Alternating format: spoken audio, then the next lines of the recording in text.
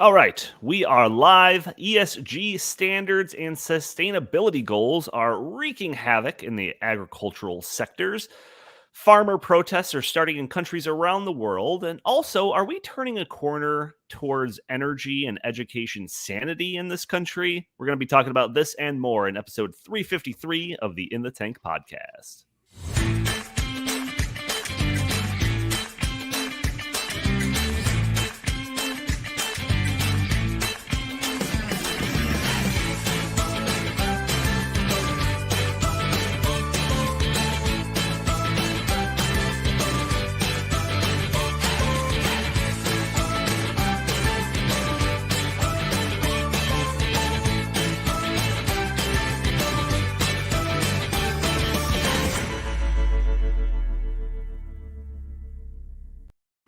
Welcome to the In the Tank podcast. As always, I am your host, Donald Kendall. And joining me today, I've got Jim Lakely, VP of the Heartland Institute. How are you doing today, good sir?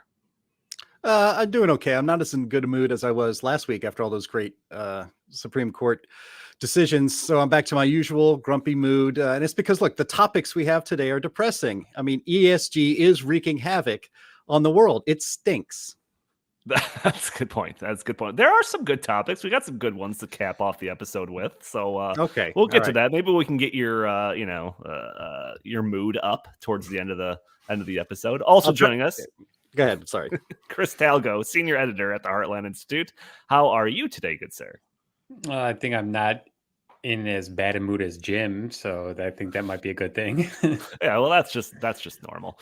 So before we get going, we do have a lot to talk about. But before we get going, I do want to put that message out there that I start every episode with, which generally goes out to our audio-only listeners, which is 99.9% of our audience, who's probably catching this episode on a Friday or sometime over the weekend. You can join us a day earlier on Thursdays at noon Central Time for the live version of the show, streaming on YouTube and Rumble and Facebook and Twitter and all of those different places where you could join in the conversation, put in your comments and questions. Maybe we'll show your comment on the screen. Maybe we'll address your question on the fly.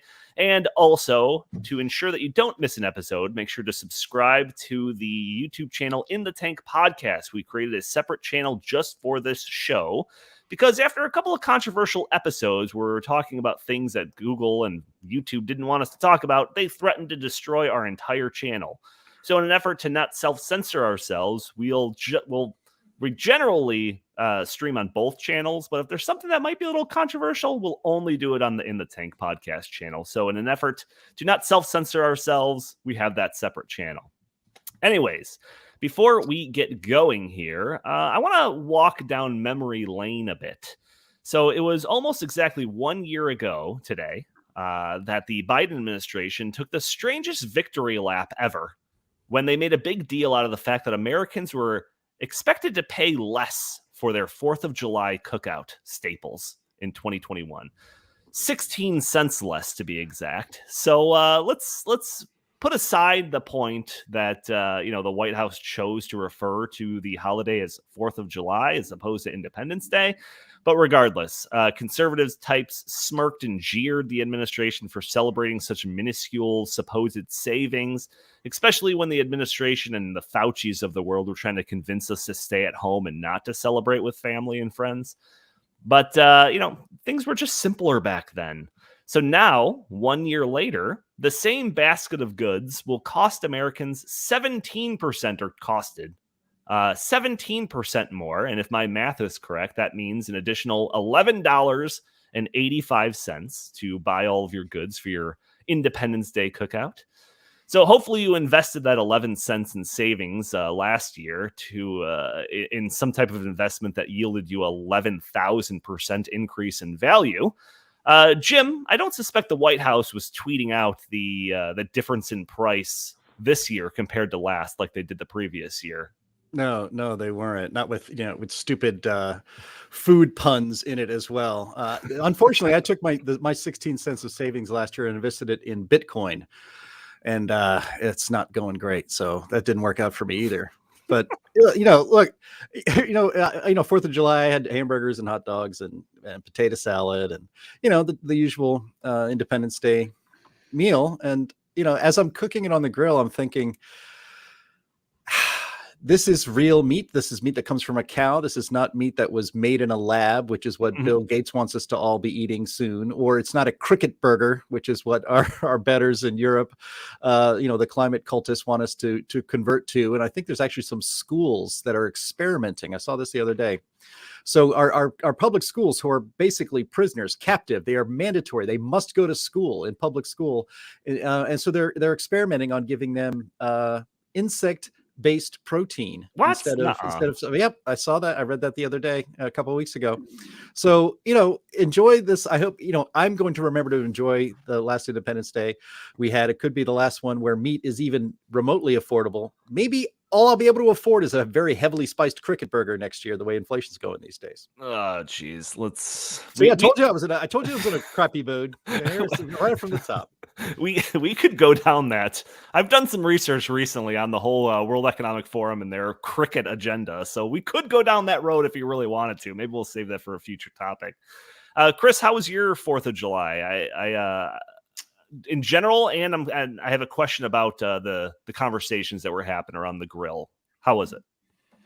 It was kind of a strange 4th of July for those who do not know. There was a mass shooting 15, 20 minutes from where, we're located and where I live. And I was actually playing golf that morning, and I heard just dozens and dozens of sirens and saw helicopters up in the sky. And my brother and I were playing, and we were just wondering, what's going on here. And obviously we found out. So, I mean, that was real sad. It just kind of put a damper on the whole mood. It also caused all the fireworks shows and all the local parades to be canceled. But other than that, we had a nice time. Friends and family and some of our extended family got together. Had a nice barbecue. Yes, everything was a lot more expensive. I supplied the meat and I supplied the buns, and I was pretty shocked when I had to, pay for those. But overall, we tried to make the best of it. And I feel very strongly that Independence Day is, one of the premier holidays of the year, and it should be celebrated. And we should be thankful for what our founding fathers did 246 years ago, putting their lives on the line so that we could live in freedom. So I try to make a big deal, about 4th of July and just, try to really celebrate it. I'm curious if the conversations ever went towards just like the gas prices and general inflation, grocery prices, that type of thing. So I will say, when we were sitting down to eat, my dad he opened up like the conversation by just saying, "Hey, everybody, the country's been very divided the past couple of years," and my dad's getting older, is almost 80. And he, just mentioned that, hey, when I was growing up, there was much less division and we were more patriotic and all that kind of stuff. And I generally agree with him. But then I also did say, hey, let's keep in mind that there have been many time periods in America where we were very divided, from the Civil War to the Vietnam War, even right after the Revolution. The Federalists and Anti-Federalists, they did not get along whatsoever. So just trying to keep that in perspective. But also just trying to say, what the bottom line is, this day is about freedom, and this day is about celebrating our freedom, and just trying to really, get that message across. So I think we stay away from politics for the most part. Yes, we did just get into some of that stuff. But to me, this was not the right time, especially given the sadness of what happened earlier today. And just, right. It was about celebrating freedom. There's a million political conversations that could pop up, a million different topics and things in the news and all of that. But I asked that mostly because I feel like gas prices and the grocery prices and inflation, all of that almost transcends politics. Like, you don't have to be political. Mm-hmm. You don't have to be watching CNN and Fox News on a daily basis to recognize those prices going up on a near daily basis. And it generally comes up. It's like, especially lately, it's like the things that are just kind of the small talk when you run into somebody on the street. It's like the weather, like it always has been for the entirety of human civilization. And then lately, gas prices. Jim, did you have any get together on Independence Day, and did that topic come up at all? Well, you made the mistake of presuming I have friends who would like to come over to my house and enjoy my cooking. Good point. Still working on that.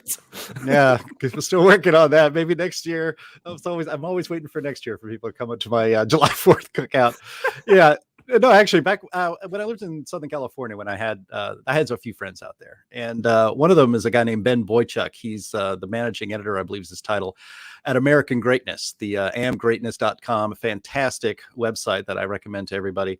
But he's one of my longtime friends, and he is very patriotic. In fact, he decorated his house. It's all this patriotic, like posters from World War II and earlier. You plant your freedom garden, and these beautiful, well, they were propaganda, but they were patriotic posters for America. He has those in his house. He had, red, white, and blue and flag themed stuff in his house on a regular basis. And he came over to my house one year and brought with him some things for us to read out loud together as a group, like the parts of the Declaration of Independence and parts of the letters between John Adams and Abigail Adams. And it really moved me then. And I think, I didn't celebrate it like that this year, and I will. And I've done that actually with other friends. I've, done readings or, reminded people what this day is about. I think it is remarkable. And it's kind of sad. I don't know if you guys saw this on Twitter. I did. Maybe I should spend a little less time on Twitter, but it was probably. That might improve your mood. Yeah, that actually explains a lot. There was a picture of the actress Jessica Chastain saying something to the effect, this is how I'm celebrating my Independence Day, without any reproductive rights. And she gave it the one finger salute in both hands. And I'm not putting up the wrong finger because I don't want the algorithms to see it. But, and what's the irony there is that, she's lamenting that we're not free, that Independence Day is now ruined because of the decisions by the Supreme Court. So again, Chris, you said like how we're all so divided. I don't think it's any worse. It's obviously not worse than the Civil War. We have a lot of divisions in this country, but what kind of bothers me is that Trump is supposedly a divisive president. He was a lot more popular than Joe Biden is right now, and his America First agenda was about, well, it's as plain as it can be, America first. His policies were actually obviously demonstrably better for domestic policy and international policy than anything Biden has done. He's basically ruined everything. But we're supposed to be united around that president, but not this, the supposed tyrant Trump. I mean, I really do. I don't even think we'll ever get back to the days of even during Ronald Reagan. The left hated him. He was derided. He was mocked. But, America felt more like America then. People were actually proud. The idea of being proud of your country. We were going to talk about this a couple of weeks ago, Donnie, I know. And there's a video going around of, I think it was from Campus Reform. They go on to a college campus and they ask, kids in their late teens, early 20s, if they're patriotic, if they're proud of America. And they had a hard time finding young people saying that they're proud of America. And it's just sad. Because this is still the greatest country in the world. It's the greatest system of government ever devised by human beings, and we're watching it. We're watching it slip away. It is sad. Well, yeah. On that note, according to a recent poll, only 38% of Americans are proud to be Americans, and I agree with Jim that the extremely proud. Let's not be fake news. Extremely proud. Excuse me. But I generally agree with Jim that the sentiment across the nation is definitely not what it was when I was growing up in terms of like pride in America. And, just here's another anecdotal example of that. NPR this year did not recite the Declaration of Independence, which they've done every single other year going back as far along as I can remember. So that just goes to show, this whole CRT thing, this whole, anti-founding fathers, anti-constitution, revolution, mindset has, it's definitely gotten hold, and it's increased in my 39 years here in America. I've seen it. Yeah, well, we do have a poll that's in the works right now with Rasmussen that's going to tackle some of these issues. So hopefully we get results in the next couple of weeks. But maybe we'll dive a little bit more into this topic of kind of patriotism in the United States and where it currently stands. But I will quote our current president by saying that Americans can be summed up in one word. So that's one of those quotes that are going to be engraved in stone and put out somewhere in the White House lawn, I'm sure. But we got a lot of topics to get to, so let's move on.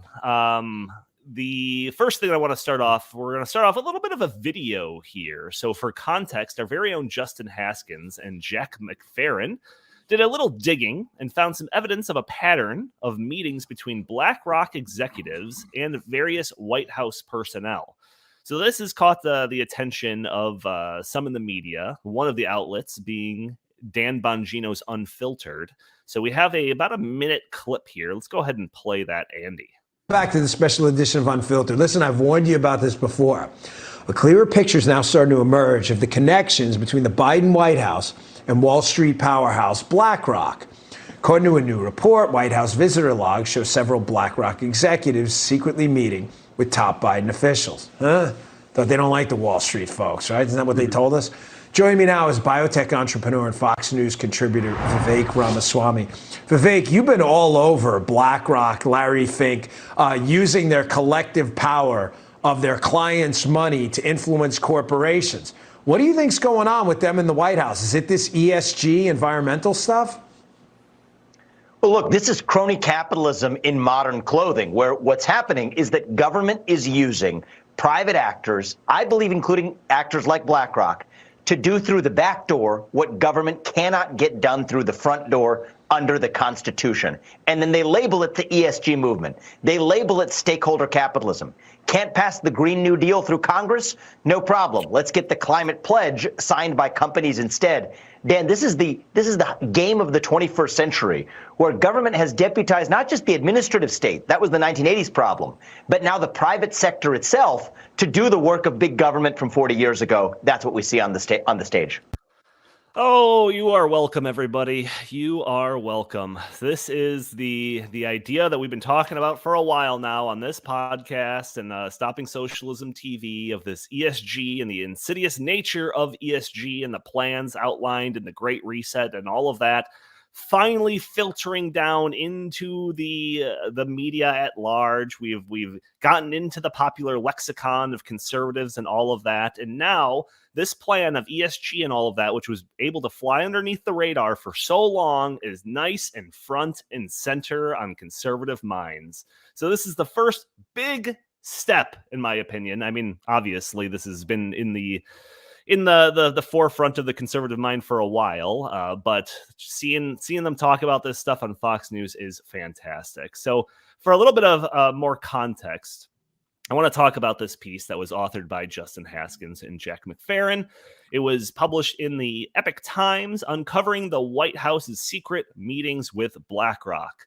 So the article starts off saying, with more than $10 trillion in assets under management, BlackRock is the wealthiest and most powerful investment management firm on Wall Street. Yet newly discovered information reveals that BlackRock's influence may extend well beyond the financial sphere, all the way to the White House.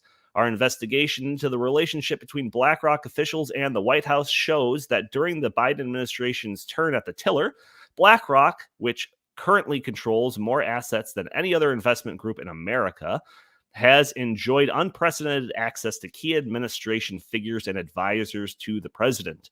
These relationships raise serious ethical concerns that cannot be addressed without an in-depth investigation by the proper authorities.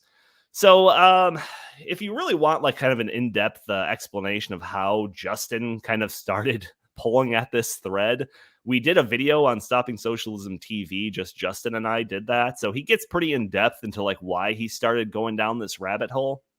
But basically what you need to know is that BlackRock, the biggest asset management firm, I think in the world, he says in America, I believe it's in the world. Maybe there's some China one that I'm forgetting about.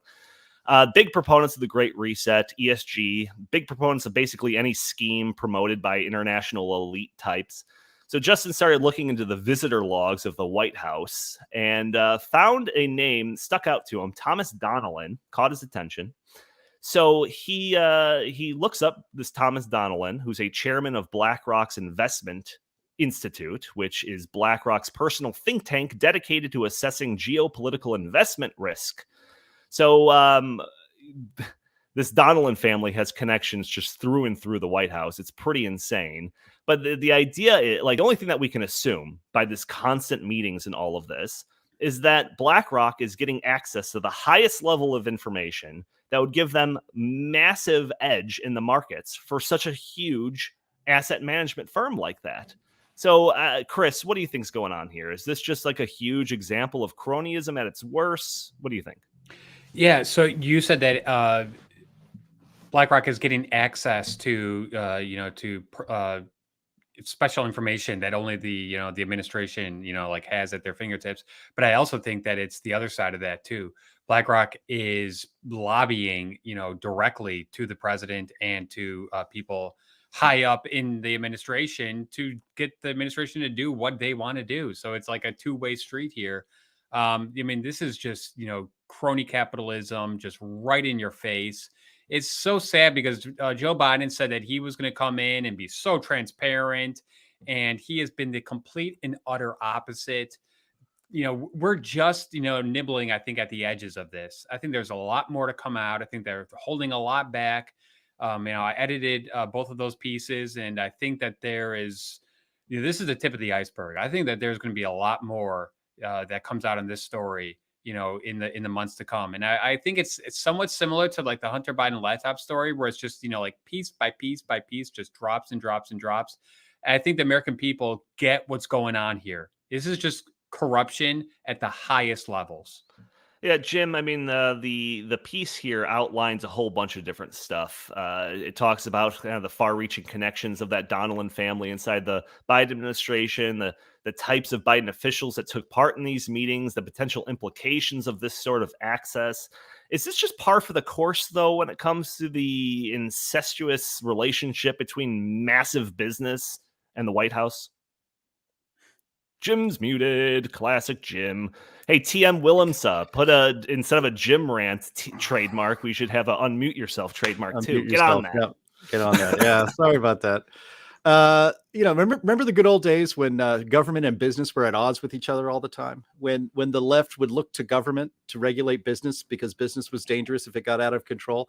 Now, it was always kind of a myth, but now it is the worst of all worlds, where you have the most powerful corporations in the world cooperating with government to achieve shared ends. So where's the opposition to this? It seems to be nowhere. The people are the ones who are opposed to this, but we are largely powerless right now. Educating yourself on these issues is very important.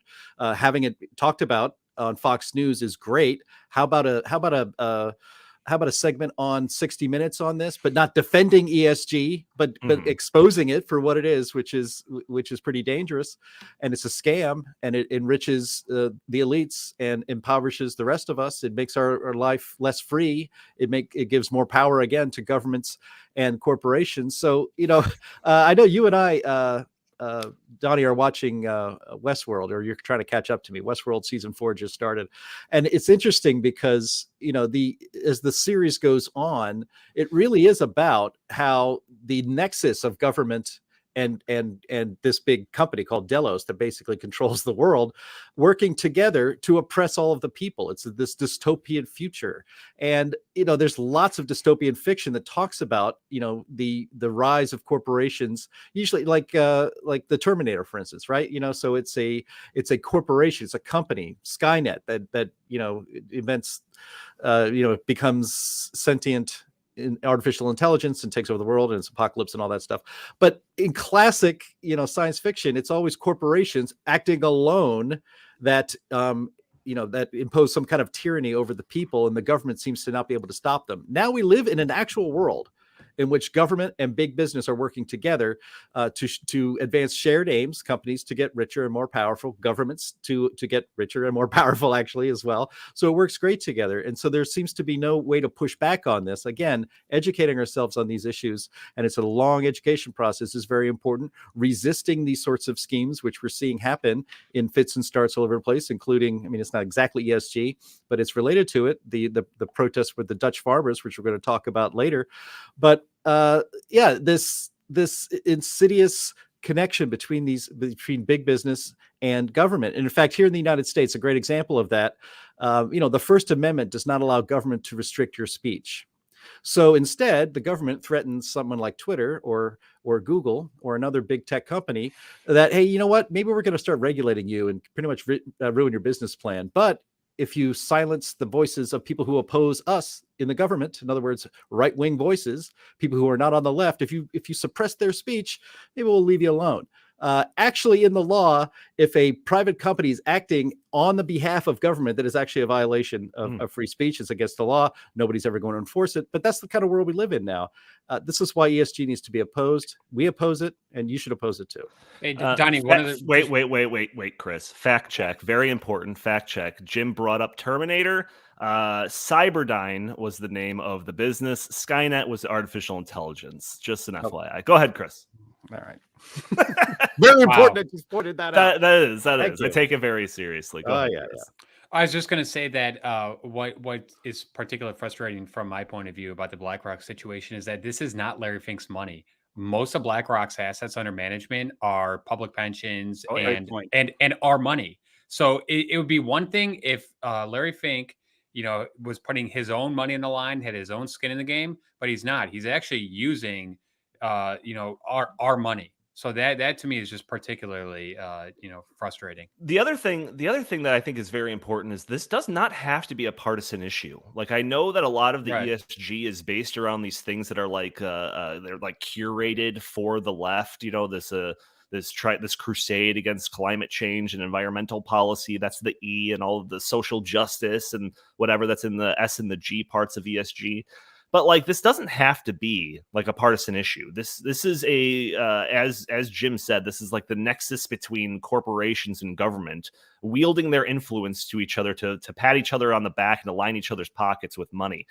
Anybody, left or right, could be against that. And for people on the left, they might want to hear about the conversations that are going on behind closed doors with these World Economic Forum and Davos types, where they're out there trying to determine how to classify warplanes and missile manufacturing companies and all of that, because there's a big push now to consider like weapons of war and all of that to be ESG assets because they help stabilize the world and all of that. So just imagine the idea of like the whole military industrial complex just multiplied by all this ESG garbage and cronyism.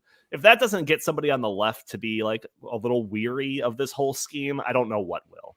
Let me just mention, I wrote this down in my notes because you and I talked about this yesterday. So I just wanted to say it, but so ESG is all about being socially responsible and in favor of good governance and environmental stewardship, right? That's what the ESG stands for. Exactly how is it socially responsible to get, say, slave labor in China to manufacture your solar panels and the blades for the wind turbines? How is it socially responsible to get the cobalt and other rare earth metals for the batteries from child labor in the Congo? How is it socially responsible and a feather in your environmental cap, your environmental goodness cap, to have China rape the earth to mine for lithium and then produce batteries for factories, in factories that are powered by coal so that we can put them in our cars and say we're doing something for the environment? I mean, the whole thing, you just have to ask yourself those questions, and then you can understand, you can convince anybody that ESG is a complete scam. That's exactly what it is, but because it's not good for the environment, it's not socially responsible, and it is not reflective of good governance. It's the exact opposite of all three. And it's all based on subjective metrics and measurements. Like, how do you, they have certain scores that you'll get ranked down depending on your carbon footprint or your water usage. And then on the other side of the ESG, there's also metrics that will punish you or reward you based on your, minority representation in your boardroom. How do those relate to each other? Is one worth 5 points and one worth 1? I don't know. Who decides that? So it's all subjective. It's all to the whims of these wannabe central planners, and they get to use this as a disguise to hand pick their winners and losers of all of this. It's the biggest cronyist system that's ever been devised by man. Yeah, it's about control. I mean, I think that's the bottom line. It's about controlling who gets access to capital and who doesn't. And whether it's, based on the environmental or the social or the governance like criteria, like you said, they're all subjective, and it's just about control. And Larry Fink wants to exercise vast amounts of control over where capital is allocated, and ESG allows him to do that. And exactly. It's anti-free market, it's anti-capitalism, and it's just everything that that the Heartland Institute opposes. if you were to make in fiction, if you were to call your villain Larry Fink, an editor would scratch that out and say you got to come up with a better one than that. But Yeah, you know, you're like Klaus Schwab, like nope, try again. Klaus Schwab, yeah, try again. Yeah. All right, but I haven't petting a cat like this on camera. Can that work? Nah. But actually, I'm going to maybe this is a secret. I don't know if it's a secret, but the Heartland Institute is actually doing a lot of work behind the scenes to help stop this. Chris, you mentioned that, you know, Larry Fink and others, like, it's not their money. It's our money. It's your money in a 401k. It's the public pension systems.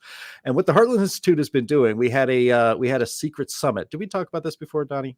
I think we had a secret. Yeah, we had a secret summit. We had elected officials there. They wanted to learn more about ESG. And what you're seeing in I think you're going to see more of in a lot of states is that for what they can control, they will pass a law that says if we will not be putting our money into investments in which they use ESG as the standard instead of doing their fiduciary duty, which is to make money to make money off of the money that we give you. So if more states take a stand and say, yeah, our enormous, $50 billion public pension, we're going to take it out we're going to take it away from you because you're using ESG. You've violated your fiduciary duty and you're trying to socially engineer the world through ESG. So we'll take our money away from you. If we see more of that happening, then ESG doesn't become as profitable anymore. And then ESG is left behind and we move forward like, the normal world that we were before. Yeah, Well, and the reason why that meeting was possible is because now this topic of ESG is forefront in the national conversation, at least on the conservative side of things. So, like I said, and again, that Dan Bongino clip is an example of this just finally getting out into the mass media and all of that, and it's yielding some good fruits there. Well, and Donnie, the entire point of a company is to offer goods and services at the best value, at the highest quality, at the best value to their customers. They are not supposed to be involved in these social justice objectives. That's what private charities are for. That's what the church is for, and that's even what some government is supposed to be doing. But these giant companies, whether it's Caterpillar or Coca-Cola or name whichever one you want, they are supposed to be singularly focused on offering goods and services at the best possible price to the highest quality degree. And once these giant companies abandon that objective, then the question is, what do they exist for? Oh, they exist to ensure that they get their their government funding, and that to me is going to just totally skew the market, and it's going to crush innovation. It's going to crush entrepreneurship, and it's just going to, it's going to lower all of our standard of living. Yeah, and crush competition too. They make it seem like, no, this is just a different flavor of capitalism. This is stakeholder capitalism compared to shareholder capitalism. No. In reality, they're polar opposites. This is a controlled system compared to an uncontrolled system that's only dictated by competition and all of that. So we've talked about ESG a lot on this podcast, how it's the machinery that can serve to centrally plan and control the economy at the whims of these global elites and international organization types. We've talked about how it could be used to punish and reward businesses, depending on how their behaviors and their willingness to play the game. We've also talked about how ESG is designed to push an agenda, whether it's in regards to climate change or other social justice stuff. But today we have a couple of solid pieces of evidence that ESG is exactly as powerful as we've warned and exactly as devastating as we've feared. So, Jim, he's already brought up the what's going on in the Netherlands. So let's talk about that. So in the Netherlands, this is a story that's been going around a little bit. Surely everyone's watching this podcast has heard a little. But in June, the government of the Netherlands announced plans to reduce the country's nitrogen pollution by something like 70% by the year 2030. And 2030, which sounds like a far distant year for all of us that have grown up, in the early 2000s and stuff, but it's only 8 years away, 7.5 years away. This plan is to make the country compliant with European Union sustainability mandates. But such drastic cuts in such a short amount of time is literally impossible for many of the country's farmers. So many of the country's farmers are being forced to like literally kill some of their livestock, reduce the size of their crop, or just stop working altogether.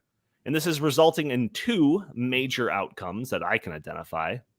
One is that the Netherlands is the second largest agricultural exporter in the world, second only to the United States. So kneecapping the country's agricultural sector is going to have global repercussions in terms of food supply.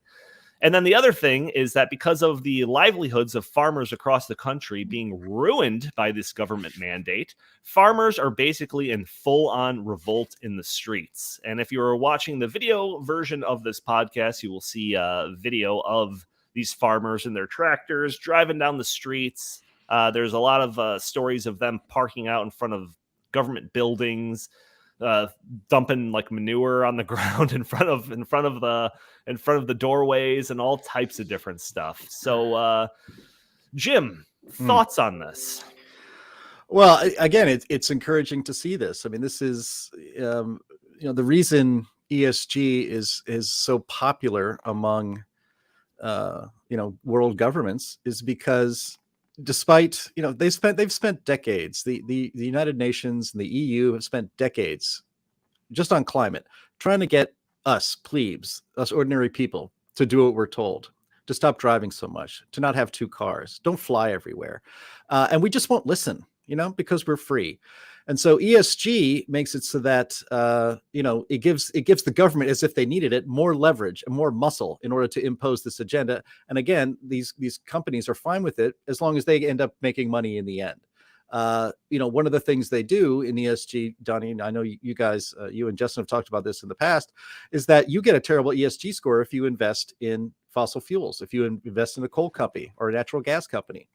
That's not good. You shouldn't be able to invest in those companies. So it's kind of taking, the whole, it was popular on college campuses, the divestment movement. Like, we're going to take our money out of these dirty companies, these things we don't like.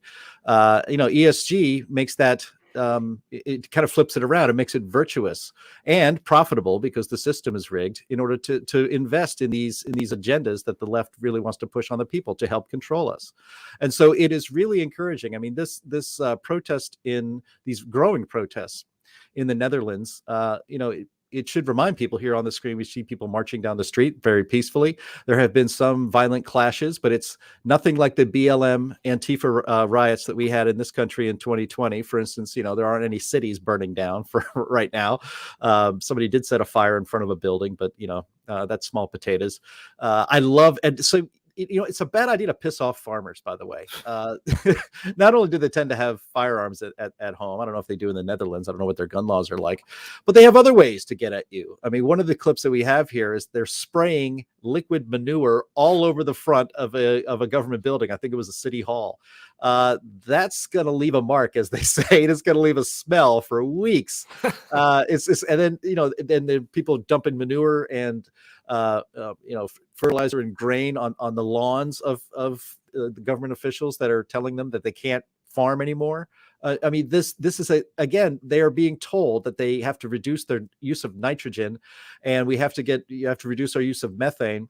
Basically, arbitrary limits on agriculture in one of the most important agricultural countries on earth, not just in Europe. And if this is actually carried out, the livestock industry in the Netherlands will be pretty much wiped out, gone. We're living in a world right now where we're going to have food shortages. It's coming. The bumper wheat crop that we always get as a globe from Ukraine is not coming this year, guys. And so what do? We tell the farmers to stop farming because it's going to hurt the environment. There's no proof of this. There's no argument about it. There's no debate about it. It's just handed down on high. Your whole way of life is going away. It is great that we see this in the streets. I think if these guys keep pushing, we're going to see more of these types of protests all over the world, and hopefully here in the United States too, if it gets too bad. There was a lady with a sign just at the end of that clip. Yeah, that said, the Great Reset. Great Reset was cut out and it said Awakening. Yeah. This is all based on World Economic Forum principles of ESG. If you watch the panels at the annual Davos meeting, you'll see them talk very openly about some of this stuff. There was a panel this year that was titled Redefining Food Systems with Emerging Technologies. And during this panel, experts bemoaned the fact that farmers across the world were focusing too much on just producing food instead of, what the greater minds at Davos think that they should be prioritizing, which is the environmental impact and the equality and inclusiveness in farming and all of that. The World Economic Forum website has a number of articles talking about the need to create a more inclusive and sustainable global food system and how agriculture systems around the world have to become CO2 neutral in the near future. Chris, this doesn't seem very sustainable to me. What do you think? It's not sustainable at all. There are three things that a nation needs to survive. They need food, water, and energy. ESG takes a wrecking ball to food and energy. And we see it in the United States as well. We're having food shortages. Crops are not, being harvested nearly the rate that they were a couple of years ago. And also we have, energy prices that are just completely out of control. And a lot of this is because the ESG, mindset has basically told companies, don't invest in energy, especially fossil fuel, related energy projects.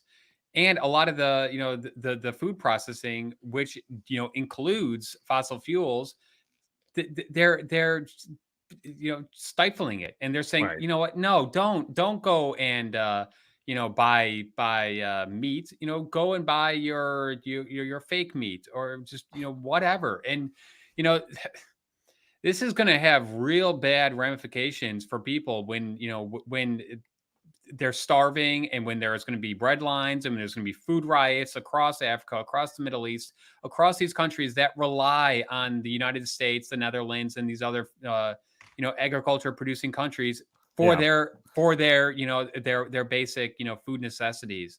So this is just, once again, I think, an example of these globalists just completely out of touch with reality and just not even understanding, hey, a society to function at a basic level needs food and energy.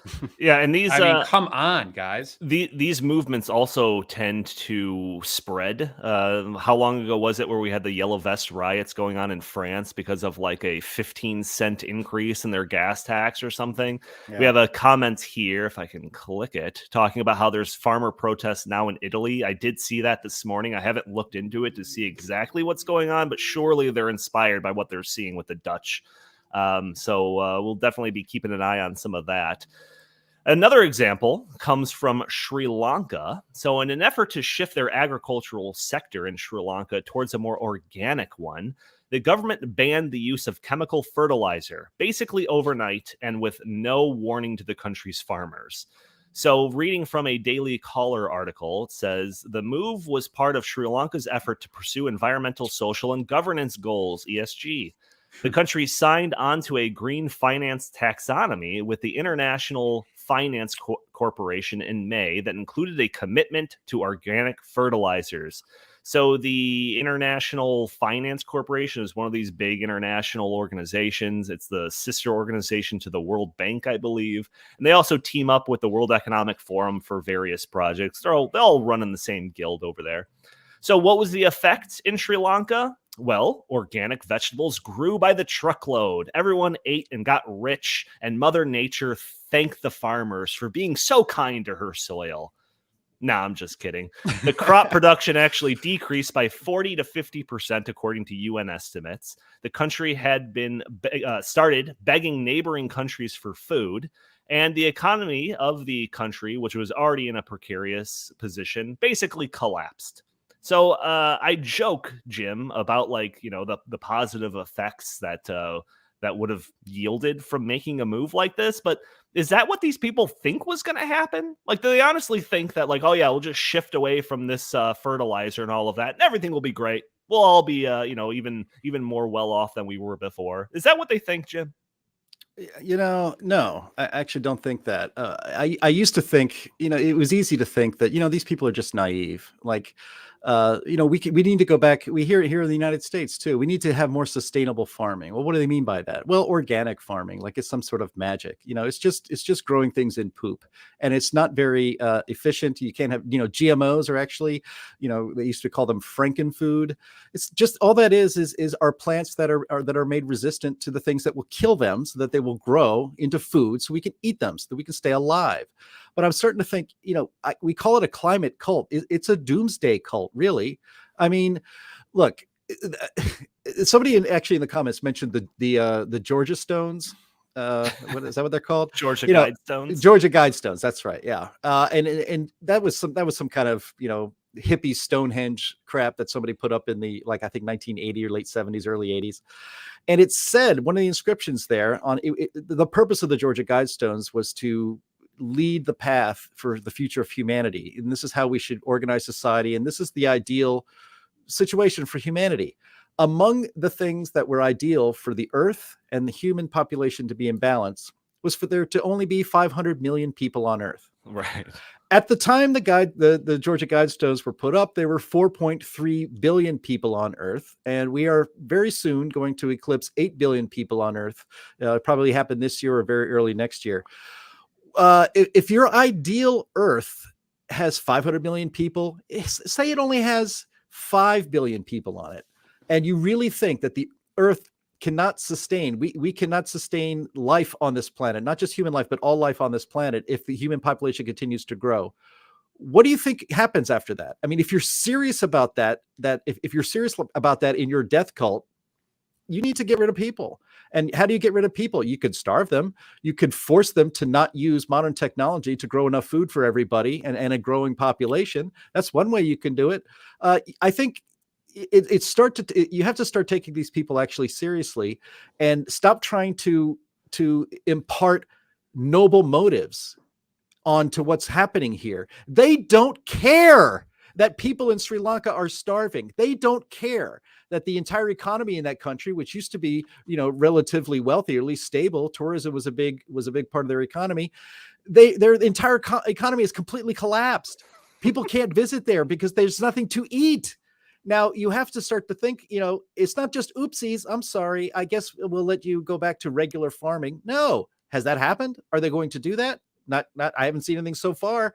We're just going to have to live this way, guys. That's just the way it is. That's the only way to save the earth. It's time to start to take these people seriously, because that mindset is evil and it needs to be opposed. Yeah, I just wonder why Sri Lanka signed on to this. I can only imagine that they were promised some additional funding or some international support if they went down this route. I'd have to look into it a little bit further, but that's my suspicion. In that article, it also talks about the inflation in Sri Lanka after this terrible experiment, and how it stands at 54.6% in June, according to Trading Economics, with food prices rising 80% and transportation rising 128% since May. Reuters reported. 500,000 people have sunk into poverty as early as 2022. The Guardian reported that. So along with food shortages, the country is also facing severe energy shortages. It says the Sri Lankan government restricted supplies and activities to only those deemed essential on June 28th in the face of fuel shortages until new shipments arrive in 2 weeks, according to CNN. Does that sound familiar to anyone? Restricted to only those deemed essential. It's almost like they're using the COVID playbook to deal with energy shortages. If only somebody could have predicted that would happen. I swear I've been saying that since the days of COVID, that they were going to do the same thing when it came to climate change and all of this. And there we go. The first example happening in Sri Lanka right now. Chris, you have any final thoughts on this? I do have two other kind of quicker things I want to get to, so I want to save some time. But if you have anything, go for it. Yeah, sadly, I think this is just the beginning. I think this is going to get much worse before it gets better. Jim, you looked like you were going to say something. I was. Thank you. I have one more thing. I know we have other topics we want to get to, but it's like people ask, are they really not aware that this whole net zero by 2030 or 2050 or whatever is not workable? I mean, do they really not know that even trying to get to all renewables, mostly wind, has been tried on a relatively small scale in Germany, and it was an immediate disaster? Do you think these people don't know that? You think they can't see that?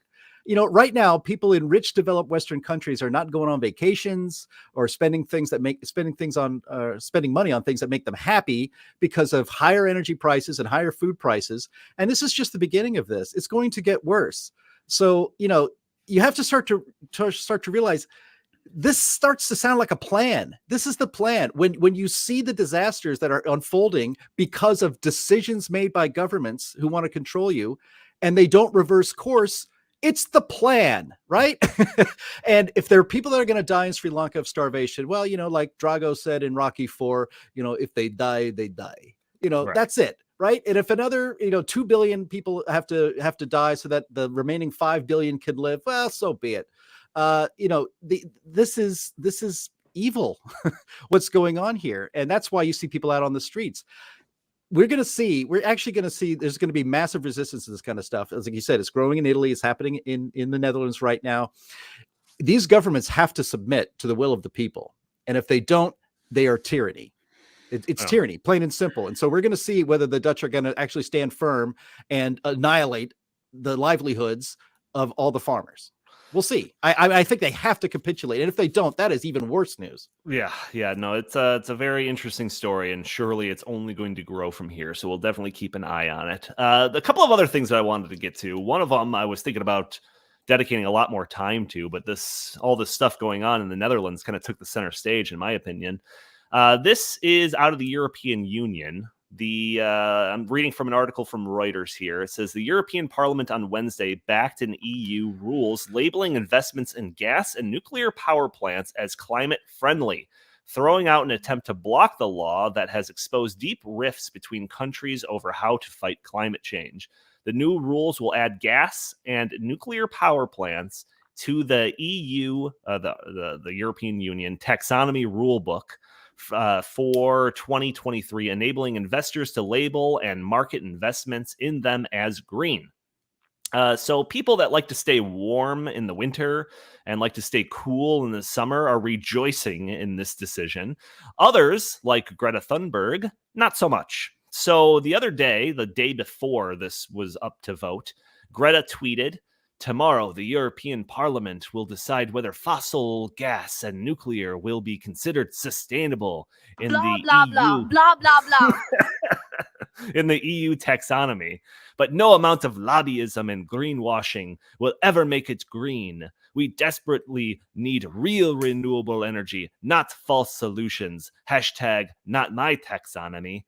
So, Jim, I mean, what are your thoughts on this? We've been talking about nuclear power as being green for a long time. If they really want to be serious about fighting climate change, it's ridiculous that they're not turning to nuclear power. And I know that it is still a bit of a shame that the European Union is even in the position to be able to designate which ones are good and which ones are bad energies. But I mean, we're talking baby steps. This has got to be a one in the right direction, right? Well, it's tied into ESG, isn't it? So that they can invest in natural gas, so that they can make money, because they're going to need natural gas to survive in Europe, I mean, literally to survive. I mean, the idea that you can go to all wind, again, we mentioned Germany. We've talked about this on a previous podcast in much more detail, but they decided, we're going to actually, they had nuclear power and they got rid of them all after Fukushima, thinking that there's going to be a tsunami that's going to knock, I don't know. It's nuts. The leftist environmental nut jobs are nuts. That's why they think this way. But they went to all wind, and then energy prices skyrocketed. There were brownouts. They couldn't sustain it. So now they're going back to coal instead of even natural gas. But the idea that natural gas is now a green energy, and you have to include nuclear now as a green energy. Good news, guys. The United States is one of the greenest economies on earth, because we get 77% of our energy in this country is generated by either natural gas, nuclear, or so-called renewables. So, How dare you? Yeah, well, suck it. Too bad. United States rules. We 77% green energy. And in fact, we got out of the Paris Climate Accord, but actually beat all of our European peers in reducing carbon dioxide emissions. If you care about that, you shouldn't. I don't care about it. But by reducing our carbon dioxide emissions, why? Because we were converting coal plants to natural gas, because natural gas was cheaper, more efficient, and better. So yeah, it is actually a greener energy, and it's absolutely vital to the survival of the world. And we're probably about, I don't know, at least 500 years from ever running out of it. So, yay. Go EU. I know it's just a scam to make money, but if it makes Greta and the other eco nut jobs angry that natural gas is called green and nuclear is called green, I'm all for it.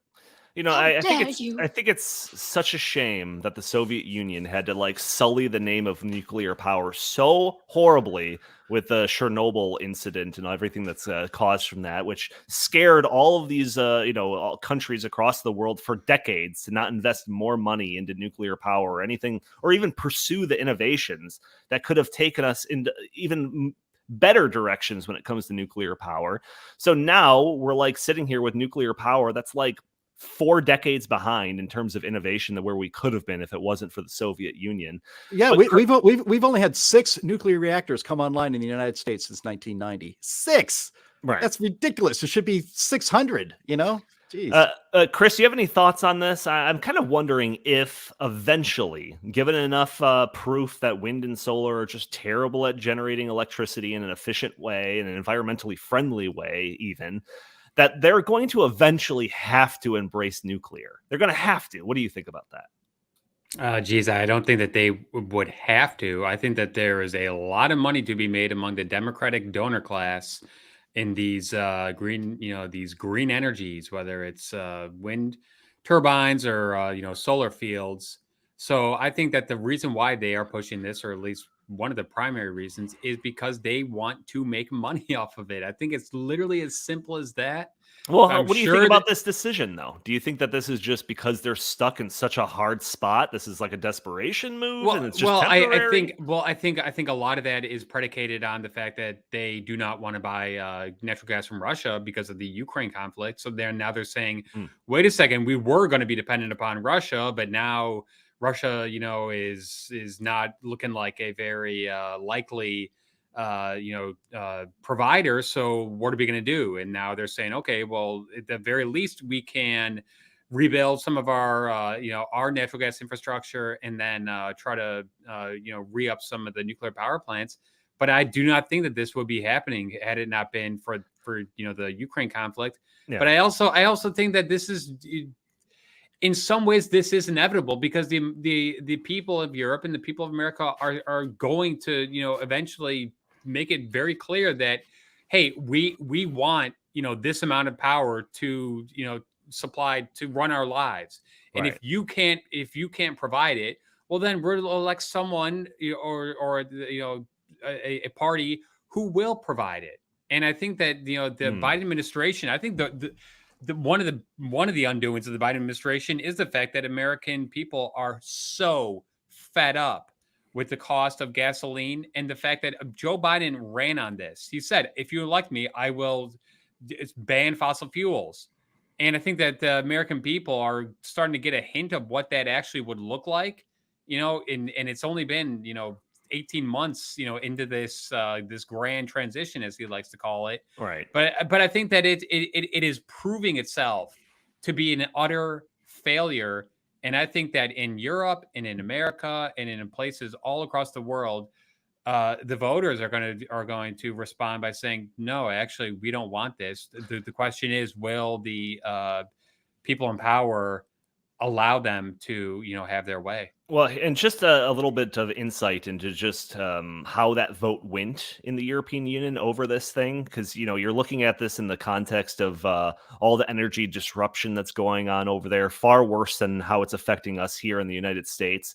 I mean, I've seen some numbers talking about like the doubling of energy prices in many parts of the European Union. I've seen some estimates suggesting that, like in Germany, energy going up like 700% in the last couple of months because of everything that's going on. So even with all that energy disruption, when we put this on the table of like, well, maybe we should start considering nuclear green, it's still passed at like almost like a 50-50 split. So it wasn't like this unanimous like decision to do this or anything like that. It was still like, pulling them with their nails dug into the ground to like, we got to do this. We have to do this. Jim, one very last quick topic that we're going to try to fit in the last 1 minute of this podcast is in the education realm. So this is something we've been talking a little bit about in Europe for the majority of this podcast. This takes place in America. Just a week or so ago, the Arizona governor signed into law one of the, if not the, largest school choice bills ever. And the new law would grant empowerment scholarship accounts or education savings accounts to all students from kindergarten to 12th grade. Reading from an article from the Heartland Daily News, says empowerment scholarship accounts empower families with the freedom and flexibility to customize their child's education. Arizona families can currently use ESAs to pay for private school tuition, tutoring, textbooks, homeschool curriculums, online courses, educational therapy, and more. The ESAs are funded with 90% of the state portion of Arizona's per pupil funding, including the additional funds for students with special needs. So, Jim, I know we don't focus a whole lot of attention on education policy on this podcast, but this seems like a pretty big deal, huh? Yeah, we should. This could actually be the beginning of a revolution in the education in this country. You know, it's state by state. It's one ESA program, but it's a universal education savings account program. There's so much good that can come from destroying the government monopoly over educating our children. Parents basically just hand their kids over to the state to, at least half raise them from preschool until they're an adult. This gives parents in Arizona the power to take control over the education of their children. And why it's so good, if there's a few good things that have come out of the COVID and the lockdowns. One is that you can pull up to a restaurant after ordering on an app and they'll bring the food to you, which is nice. You don't have to go inside. I like that. That's sustained itself. But another good thing is that parents got a chance to see inside the public school system and how their kids were being not taught, but indoctrinated, and how much time was being wasted with this indoctrination instead of teaching their kids the basics on how to, read, write, arithmetic, all of that stuff. And so many more parents now are taking control of their kids' education. They're actually more invested now, and they want them out of these public schools. A lot of public schools are actually having attendance problems. The populations of their schools are going down for various reasons, but one of them is that parents are taking their kids out. So if this kind of idea spreads, that the money should follow the student or the family and not go to the school and to the teachers, that could be a revolutionary idea that will ultimately, finally destroy the government monopoly run by the teachers' unions to educate our kids. Yeah, and this idea will catch on, assuming that it's successful and that it's a popular idea, which we can assume it will be based on, I believe it is Arizona's past experience with this, because they do have an ESA program, and it's like one of the only school choice programs that has like a 100% approval rating of the people that are involved in it, or something crazy like that. And then also Arizona, with its current makeup, including whatever version of ESA that they do have, it's only limited to a certain amount of students or something like that. But they have record highs, or they're in the upper portion of the NAEP scores, the National Education Assessment, whatever that acronym stands for, scores. So we can assume that this is going to continue that progress. It's going to continue to be popular amongst the citizens of the state. It's going to continue to yield better results in terms of education and all of that. And hopefully other states will see that, realize the implications of it, and maybe pass some similar legislation. Chris, I'll give you a final word on this topic and the podcast in general before we wrap it up for the week.